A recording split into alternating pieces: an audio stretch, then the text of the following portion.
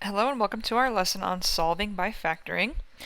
So what we're going to do with this particular topic is take all of the skills that we've been working on and working toward factoring polynomials, and we're going to put it to use. So factoring polynomials for the sake of factoring, it might seem a little bit pointless. I don't blame you if that's the way that you feel. But the purpose of it is not just to factor it. Writing one polynomial as a product of two just for the purpose of doing it is not a helpful thing, okay? The reason that we learn how to factor is because it's helpful in lots of other processes, one of them which we're going to look at in this particular topic, and it's for solving. So let me show you a couple things. If we were solving a linear equation, do you remember what it means for an expression, equation, or a function to be linear? Linear means it has a degree of 1, so you're looking at x to the first being the highest exponent that you're going to see on an x there. So this is an example of a linear equation, and I'm hoping we know how to solve a linear equation. If we were to solve this equation for x, the first thing we would do is subtract 1 from both sides, so that 2x would equal 3 minus 1 would leave us 2. And then we would divide both sides by 2, and x would be equal to 1. So when we're solving a linear equation, in general, again, that means we have an x to the first degree, but in general, that degree of 1 is telling us that we're going to be looking for one solution. Okay, so in general, we're looking for one solution to a linear equation, and we find that one solution by isolating x. Let's just get x by itself. Anything that's being added or multiplied, we get rid of it, we move it to the other side of the equation using inverse operations, and then we're done. Once we get our 1x all by itself, we have our one solution that we're looking for. Now, if it's a quadratic equation, or really any other polynomial equation, so the degree is more than 1, quadratic, cubic, fourth degree, fifth degree, any polynomial equations with a degree higher than 1, we're not going to be able to use the same process. For example, if I just change this linear, that's not what I wanted. If I change this linear equation just a little bit, if I change the 1 here to a 1x, and if I change the 2x to a 2x squared, and now I have a quadratic equation, I can't use the same process. So remember what quadratic means. Quadratic means we're looking for an x squared in our equation. So this tells us a couple things. Obviously the equation is going to look different, but that degree of 2 means now we're going to be looking for two possible solutions. And I can't use the same process. So if I wanted to get x by itself here, well, which one do I try to get by itself?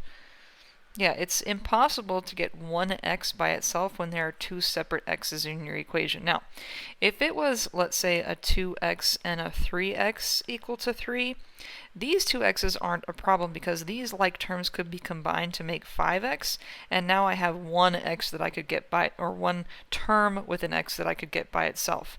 Now, these two can't be combined, so that those two separate terms with x's are stuck in the equation.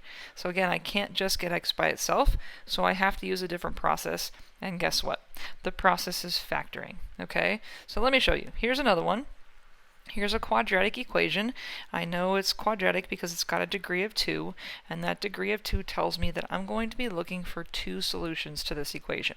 Now I'm going to get them by factoring, but first, I'm going to start by subtracting the 10 to the other side of the equation. Okay, and I'm going to show you why in just a second. Now I can't really combine the 10 with the x squared and the 3x, so I'm going to have an x squared, I'm going to have a 3x, and I'm going to have this minus 10 here, and now it's equal to 0. Okay? Now that equal to 0 is going to be important, but for now, let's just ignore it. Okay? If that equals 0 wasn't there, then we would be looking at a quadratic trinomial that we know how to factor. So let's pretend this wasn't an equation. Okay? Let's pretend it's just this expression, and we were going to factor it. Well, what are the factors of negative 10 that are going to make positive 3 when we add? Well, I could use a positive 5 times a negative 2 to get negative 10, and I can add a positive 5 and negative 2 to make 3. And if I divide those by 1, I see 1x plus 5 is going to be a factor, and I see 1x minus 2 is going to be a factor. Okay? So if I was just looking at the expression, I would factor, I'd be done. But the factored form of this expression, if we now take it back to an equation, so if I put the equal 0 back in there, helps me see my two solutions. Now maybe you can see them because I put the equal 0 in there. The goal is to put something in for x. Put something in for x that's going to make this side of the equation equal 0. What could we plug in for x that's going to make this left side of the equation equal 0? Well, maybe you can see that if I put a -5 here, although I'd have to put a -5 here as well, if I put a -5 in this first binomial, -5 plus 5, what does it make? It makes a 0. Now in the second binomial, -5 minus 2 makes a -7, but it doesn't matter because 0 multiplied by -7 makes the whole side of the equation equals 0. So one of my solutions is going to be -5, because -5 makes this binomial equal 0. And now maybe you can see the second solution. What is the second solution going to have to be? Well, the second solution is going to have to be what is going to make this factor equal 0 is a +2. If I put +2 here, I get a 0. If I put +2 here, I get a 7. But what's 7 times 0? Well, it's going to be the 0 that we need on the other side of the equation.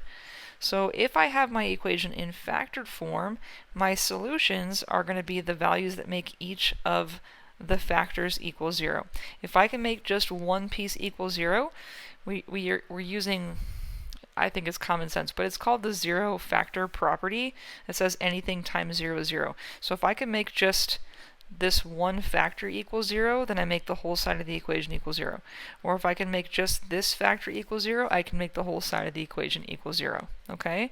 So my solutions here, I would say x is going to equal -5 and x is going to equal a +2. Okay? And the good news is, if we wanted, we could check our work. So if I plugged +2 or -5 into my original equation, so let's just check here. Let's check the +2. 2 squared plus 3 times 2 should equal 10. 2 squared is 4. That makes 6, and 4 plus 6 does in fact equal 10. So that one works. Let's go ahead and check the next one. If I plug -5 in, what's a -5 squared? And 3 times -5. -5 squared is 25. This is -15. And again, it does make the 10 that we have here. So both solutions work out. Okay? Two solutions to our quadratic. So again, the unfactored form of the equation, not so helpful. The factored form lets us see our solutions pretty quickly. Okay? Now, the solutions aren't always that obvious. For example, let's say the factored form of our equation was, let's say, a 4x plus 1 and a, 3x minus 7 equals 0. Okay, maybe that's not as obvious as, let's say, x plus 1 and x minus 8 equals 0. Well, right here I can see -1 is going to cancel the +1, and right here I can see +8 is going to cancel the -8. So I know my solutions are going to be -1 and +8. But over here, maybe not so much. What am I going to have to put in here for x? Well, it's going to have to cancel the +1, and it's going to have to cancel the multiply by 4. Okay, but so you can see this, what we're doing is we're trying to establish what makes 4x plus 1, what makes that whole binomial equal 0. Well, we just solved this like an equation, right? Like a linear equation. Subtract the 1 from both sides. So -1 is equal to 4x, and then divide both sides by 4. So x is going to have to be equal to -1/4. And that should make sense, because we said we'd have to get rid of or undo a +1, which we did with the -1, and we would have to undo a times 4, which we're doing with a divide 4. So one of our solutions would be -1/4, and then the second solution is what makes 3x minus 7 equal 0. Well, here we'd have to add the 7 to both sides, and then we'd have to divide both sides by 3, and so our second solution is going to be 7/3. Okay? Now, I would argue that eventually, maybe after you've done this a few times, that's something that you can hopefully do in your head as well. Let me just show you again, okay? Let's say you had 5x plus 2 and, I don't know, 3x minus 1. If you were solving this one for x, you would have to undo a plus 2 with a minus, sorry, I was meant to highlight. You'd have to undo this plus 2 with a minus 2, and then you'd have to undo the times 5 with a divide 5. And so negative 2/5 is going to be your answer. And then the same thing here. If you were solving that equation, like what makes it equal 0, or looking for what's going to cancel, you'd have to get rid of minus 1 with a plus 1, and you'd have to get rid of times 3 here with a divide 3.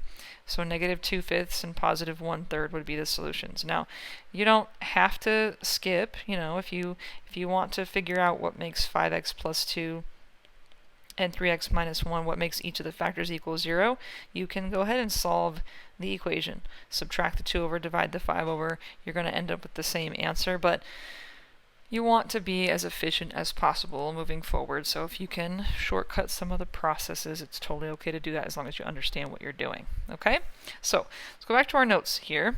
If we want to use this factoring process to solve, we have to make sure that our equation is in order. That's necessary for factoring, so that our terms in our equation are in order. Again, that's necessary for factoring. And it has to be equal to 0. Okay?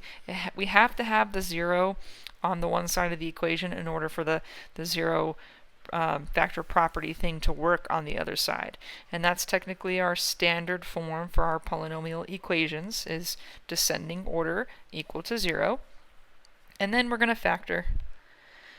And that could involve bottoms up. It could be that we're factoring a difference of squares. It could be take out a GCF. All those processes that we've looked at for factoring could be wrapped up in that very simply stated step. Okay?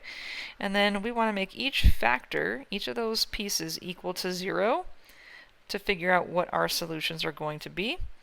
And the nice thing about solving an equation is we can always check our answers by plugging them back in. And the degree of our equation is also helpful because it's telling us how many possible solutions we're looking for. Okay? So the first two you can see are already in factored form. So in factored form, we can hopefully see our solutions. Now, again, if you can just see that a negative 2 is going to cancel the positive 2, and that a positive 5 is going to cancel the negative 5, awesome. Then you can go straight to your two solutions. If you want to show a little more work, right, what makes x plus 2 equal 0? Well, we would have to subtract the 2 from both sides. So we would say x equals negative 2 is an answer. And then what makes x minus 5 equal 0? Well, we'd have to add 5 to both sides, and we would see that x equals 5 is our second solution. So these are our two solutions, okay? And then similarly here, again, already in factored form, if you can look at this and know that you're going to have to add 1 and divide 2 to get 1/2 for a solution, and if you can look at this and know you're going to have to subtract 7 and divide 3 to get a solution and jump to those solutions, awesome. If not, totally okay. I'm going to show the work on it. So what is it that's going to make 2x minus 1 equal 0? Well, we would add 1 to both sides and see that 2x has to equal 1. We would divide 2 on both sides, and then again we see one of our solutions is 1/2. And then here, what makes 3x plus 7 equal 0? We'd start by subtracting 7 from both sides. So 3x would be equal to negative 7. And then we would divide both sides by 3 and get our second solution, which would be negative 7/3. And there are our two solutions. Okay? So if it's not in factored form, that's what we've got going on in the next few problems here. We want to make sure that it's ready to be factored on the one side and that it's equal to 0 on the other. So in order equal to 0, which we have here, and so we're ready to factor. So what are we going to do to factor these two terms? Sometimes when it's two terms, we're looking for a difference of squares or a sum or difference of cubes, but we got to back up to our actual first step in factoring, which in this one is going to be a GCF. These have in common an x. So if I factor out the x that they have in common, then an x and a plus 7 will be left over, and now it's still equal to 0, but it's factored. And that's it. Sometimes it's just a GCF to get this thing in factored form. So now I have two separate factors to get me my two solutions. So one of my solutions has to be 0. Has to be 0. And maybe you can, I don't know, I would say that anytime your equation, every term in your equation, minus the 0 of course, but every term in your equation has an x in it, 0 is going to have to be a solution. So I don't want to say it's obvious to me, because obviously I've been doing this for a long time, right? But it's something that if it would become obvious to you, it would be really helpful to know, especially the farther along you go in math. But if every term in your equation has an x, 0 has to be a solution, because what happens when you put a 0, what happens when you put a 0 here? Well, 0 squared makes 0. Put a 0 here, 7 times 0 makes 0. Any term that has an x in it is going to 0 out. So if every single one of your terms has an x, 0 has to be a solution. So I knew 0 was going to be an answer right out of the gate. Let me see. Let's fast forward a little bit here. So, for example, this equation. Without doing any work on this equation, I know 0 has to be an answer. And just think about it. 0 here, 0 here, 0 here. That means 0 minus 0 equals 0, right? Everything gets zeroed out. So 0 has to be a solution to that equation. Do we have any others? No, but you know, just a helpful thing, okay? If every term has an x, 0 has to be an answer. Again, not vital information, but nice to know information. Okay, going back. 0 has to be a solution, and here, if you can see it, it's negative 7. If not, what makes x plus 7 equal 0? Well, if we subtracted 7 over, we could see negative 7 is our second solution. So negative 7 and 0, okay? And alright, how about this guy? In order equal to 0, good. We need for that to be the case. So what are we doing to factor these two terms? Well, there isn't a GCF like there was in the last one, but hopefully you're recognizing that these two terms are squares. This is a difference of squares. 4x squared and 25 are the result of squaring what? Well, here a 2 and an x, and then here a 5. So remember, our differences of squares factor into conjugate binomials. So this is going to become a 2x plus 5 times a 2x minus 5 equal to 0. And so now what's going to make each of those factors equal 0 will get us our solutions. So again, if you can jump to the answer, go for it. But I'm going to make sure I show good work here for you. I'm going to subtract 5 from both sides, and then 2x would equal negative 5. And then I'm going to divide both sides by 2, and see that one of my solutions is a negative 5 over 2. Now, hopefully you're not trying to do that work again here. When you go to do it again here, the only difference is the sign, right? So instead of subtracting 5 from both sides, you'd add it, but then you would still divide 2. So we're going to get the exact same thing, just with the opposite sign. So it's going to be a positive 5 halves here. And we can condense these two answers. These two, you can still say them separately. X equals negative 5 halves and x equals positive 5 halves. But when it is the same answer with a different sign, we could condense and say x is equal to plus or minus 5 over 2. That plus or minus symbol just means x can be a positive 5 halves or x can be a negative 5 halves. So that is the one short way to represent the two separate solutions. Oops. And again, it's totally okay to leave them separate. I just want you to be familiar with the notation. Okay? Alright, how about number 5? Number 5, we have, again, our equation in order and equal to 0. So this is ready to be factored. Since we have 3 terms, we're going to try bottoms up here. So we have 4 times negative 6, which is a negative 24. And we need factors that are going to make a negative 5 when we add. So we can use a positive 8 and a negative 3. Those two multiply to negative 24, and just kidding. These negative 8, positive 3 will multiply to negative 24 and add to negative 5. Now we're going to divide both of these by our first number, which is 4. And this reduces to negative 2 over 1. So 1x minus 2 is going to be a factor. and 4x plus 3 is going to be a factor. And now my solutions are what makes each of those factors equal 0. So what's going to make x minus 2 equal 0? Well, if I add the 2 over, I can see positive 2 has to be a solution. And then on the other, a little more work, what's going to make 4x plus 3 equal 0? Well, I have to subtract over the 3. And then 4x equals negative 3, I would have to divide over the 4. And so x is equal to a negative 3/4. So a negative 3/4 and positive 2. Now I just want to point out another nice feature of this bottoms-up method that I've showed you guys. Not only is it one of the most efficient and the quickest ways to factor, but remember that factoring, one of the purposes of factoring is to help us with a process like this solving process, and it really helps here. If you notice, the 2 that we have here as an answer is the opposite of the negative 2 that we have here as a factor, and the negative 3/4 that we have here is the opposite of the positive 3/4 that we have here. This is always going to happen. The opposite signs of these factors, the opposite signs of these factors will always end up being the solutions to the equation. So if you want a shortcut, again, this is another place where you could. So if I was doing this problem, as soon as I got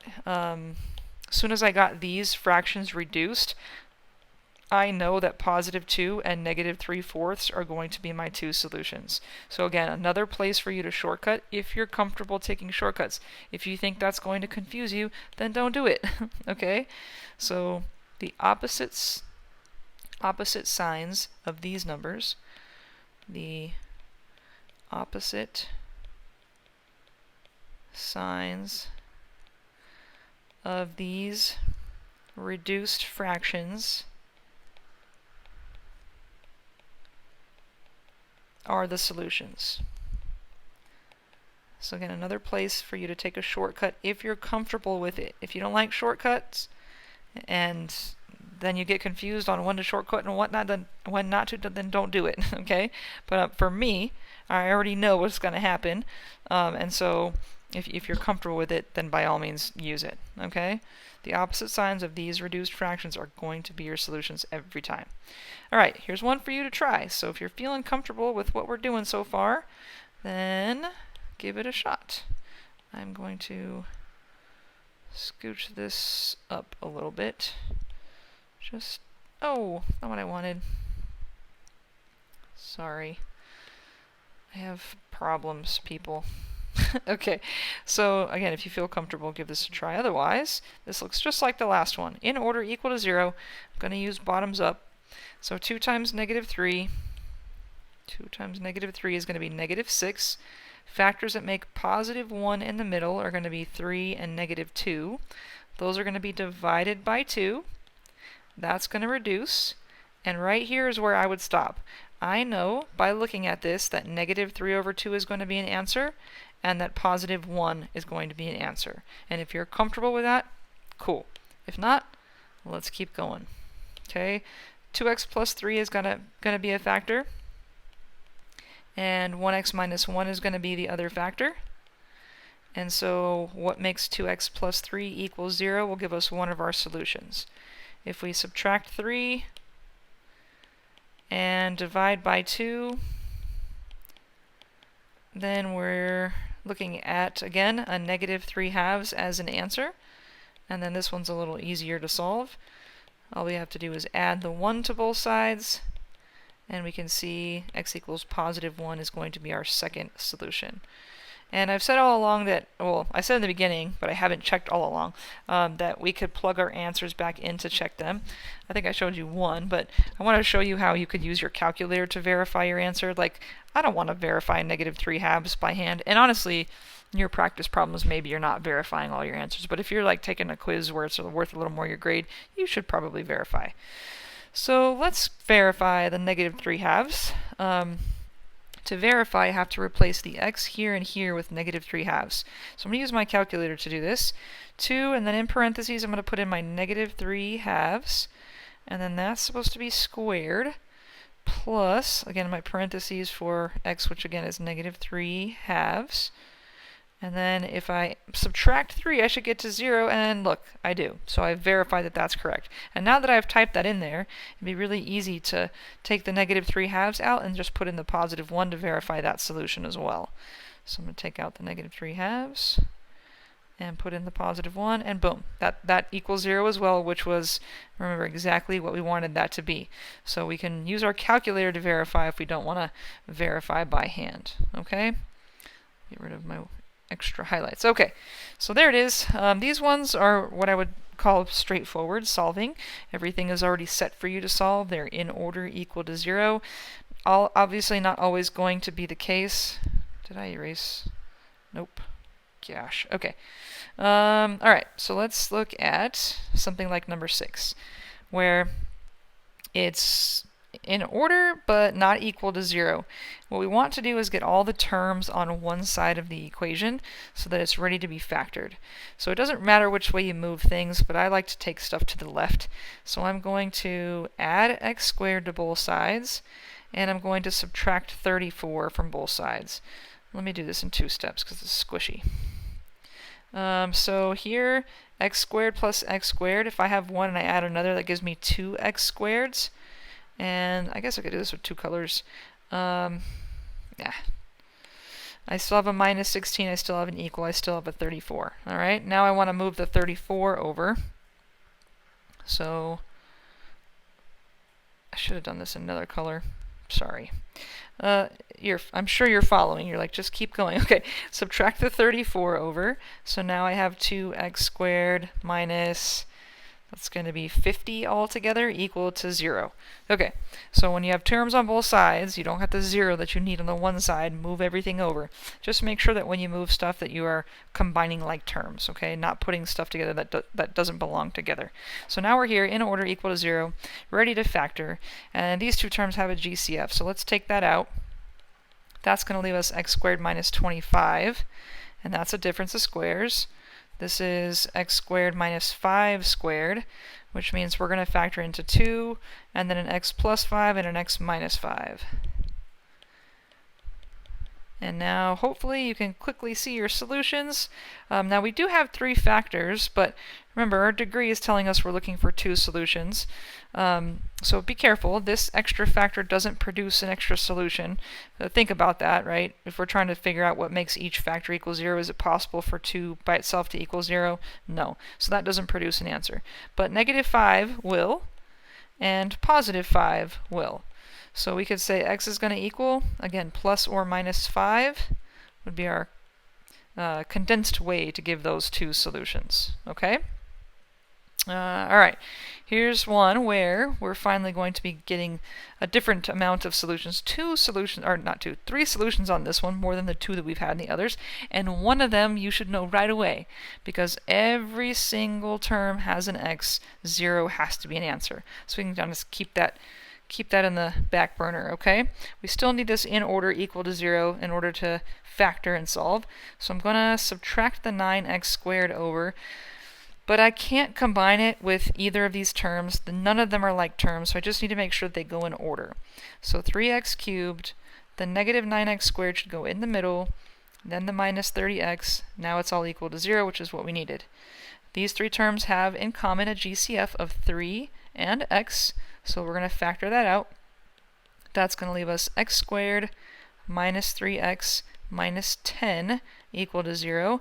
And now we can continue to factor with bottoms up in the parentheses. So factors of -10 that are going to make -3 are going to be -5 and 2. And dividing by 1 shows us our factors. So we're going to have this 3x, and again, if you want to jump to your solutions, you're good. Otherwise, let's see, 1x minus 5, we said, and then 1x plus 2. And now we have 3 factors to get us 3 answers. Now be careful. We had 3 factors in number 6, but that GCF didn't produce a solution because it didn't have an x with it, but this one's going to, right? This is going to give us a solution because if we divide both sides by 3, right, 3 times 0 is going to make 0. So there's our 0 solution, came from that GCF. And then here, hopefully you can see positive 5 is going to cancel the negative 5. And here you can see negative 2 is going to cancel the positive 2.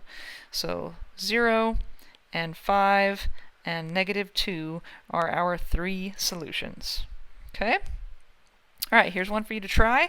We haven't done one using this factoring method yet, but I think you can handle it, so give it a shot if you're willing. If not, let's see. I'm going to get the 0 where this 2 is, so I'm going to subtract the 2 over. Now, I can't subtract it from anything. No other constants on this side, so just make sure it's all in order. 9x cubed, 18x squared, minus x, and then a minus 2, but now equal to 0. 4 terms means we're going to factor this thing by grouping. First group has in common a 9x squared, and that's going to give us, let's see, x plus 2 left. Second group has in common a negative 1, and that leaves us another x plus 2. So now we can factor out the common x plus 2, and then we have left a 9x squared and a minus 1. 9x squared minus 1. Now, 2 reasons you should know that you're not done factoring at this point. One of them is that we have a degree of 3. That means we're looking for 3 solutions, and we can only get that if we have 3 different factors to get those solutions. The other reason you should know that we're not done factoring is because this, oops, darn it, the second time, I meant the highlighter, not the eraser. That is a difference of squares. So we need to continue to factor that difference of squares. This is the result of squaring a 3 and an x, and then obviously 1 squared is going to be 1. So we're going to have this x plus 2, and then we're going to have a 3x plus 1 and a 3x minus 1. 3x plus 1 and a 3x minus 1. And now we have 3 factors to get our 3 solutions. So here, hopefully we can see negative 2 is going to be an answer. Here, if we were solving for x, again, try to take some shortcuts where you can. You're going to have to subtract the 1 and divide the 3, and then this is just the opposite sign. So if you're good taking the shortcut, do it. But I don't want to lose anybody. Let's see, what makes 3x plus 1 equal 0? If we subtracted 1 and then divided 3, we can see that's going to be a negative 1/3. And I'm running out of space. See? Shortcuts. Shortcuts help save on space. But so you can see where it came from. Alright, so negative 1/3 was here, and then this gave us a positive 1/3. So I'm going to say x equals negative 2, and I'm going to say x equals plus or minus 1/3. Okay, and if we want to put a comma there, that would be okay.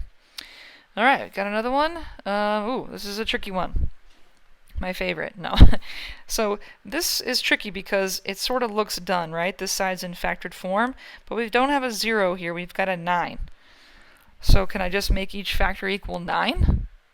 No, it doesn't work that way. 0 works because anything times 0 is 0. 9 doesn't work because anything times 9 doesn't make 9, or yeah, it's not going to work that way. So just like on the others, I want to get rid of that 9, right? But the issue is if I try to subtract it, what do I subtract it from? Well, I can't subtract it from anything there because everything's trapped in parentheses. So this is a problem that we're going to have to undo. We're going to actually have to multiply these terms out. So there's a 2x squared there. There's a negative x there. There's a positive 6x there.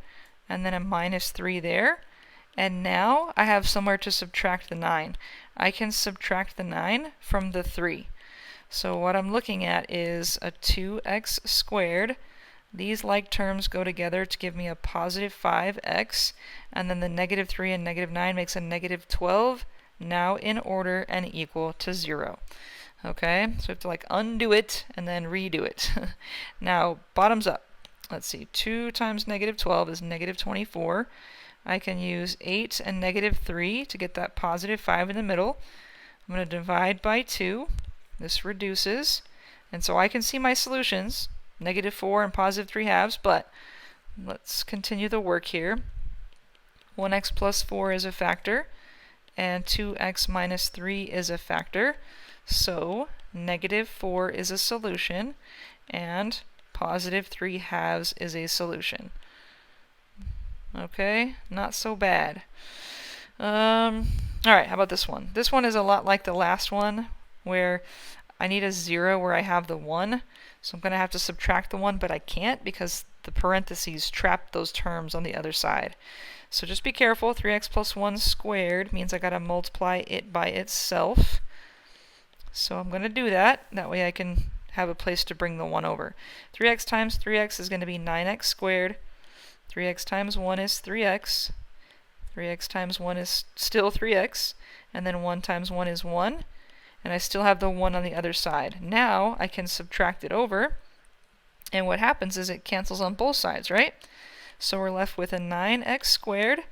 3x and 3x gives me 6x. The 1's cancel, so I have just an equals 0 left. And now we're in order equal to 0, ready to factor. And this has a GCF. We could take out a 3 and an x from both terms. Hopefully you're recognizing, right, what has to be a solution there. 0 has to be a solution there. Okay. Anyways, 3x my GCF comes out. That leaves me, that leaves me 3x plus 2. And now I can see again, 0 has to be a solution because 3 times 0 makes 0. And then here, I would have to subtract the 2 and divide the 3, which would make negative 2/3 a second solution. All right. All right, one left. If you're feeling brave, give it a try. Otherwise, let's undo this. I can't move the 77 over because there's nothing to move it to. So x times x is x squared. X times 4 is 4x. And now I can subtract the 77 over. Now I can't really subtract it from those terms, so I'm going to have 3 separate terms. X squared, 4x, and a minus 77 equal to 0. But now we're looking for factors of negative 77 that make 4. Not a lot of options for 77. Luckily, the 11 and 7 are going to get us 4. We're going to make the 7 negative to make that work. And we can see that now a 1x plus 11 is a factor, and a 1x minus 7 is a factor, which means negative 11 is a solution, and positive 7 is a solution. And there we have it, folks. Okay? Maybe a lot for you to digest, but you have plenty to reference here when you're working on your practice problems. So give them a shot, and as always, if you find yourself struggling, then just reach out. And then remember a couple of things. Look at your degree so you know how many solutions you're trying to get to, and you can always check your work by plugging your answers back in. All right, I hope that helps, and take care and have a good one.